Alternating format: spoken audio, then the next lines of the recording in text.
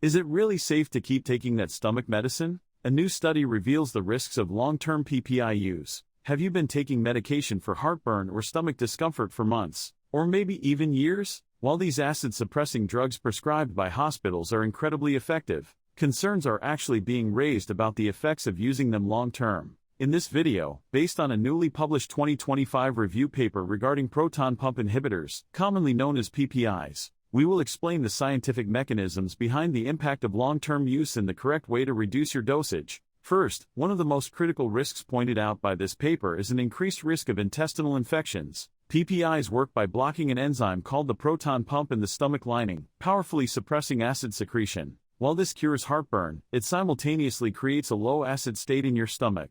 Normally, strong stomach acid acts as a barrier, killing harmful bacteria that enter through your mouth. However, reports suggest that when PPIs weaken that barrier function, pathogens are more likely to survive. This low acid state also triggers an imbalance in your gut flora known as dysbiosis. This creates an environment where bad bacteria thrive, and mechanisms have been reported where this increases the risk of infection. The second key point is the deficiency of specific nutrients. The paper points out that long-term PPI use is linked to malabsorption of vitamin B12, magnesium, and iron. This is deeply related to the function of stomach acid and digestive enzymes. For example, the vitamin B12 found in food is tightly bound to protein. According to the paper, reduced stomach acid disrupts the process of separating B12 from that protein. Generally, this separation involves digestive enzymes like pepsin, which are activated by stomach acid. Furthermore, absorption only happens after it binds with a transporter called intrinsic factor secreted by the stomach. In short, a lack of acid makes it impossible to knock over the first domino of digestion and absorption. Similarly, the absorption efficiency of iron and magnesium drops in a low-acid environment.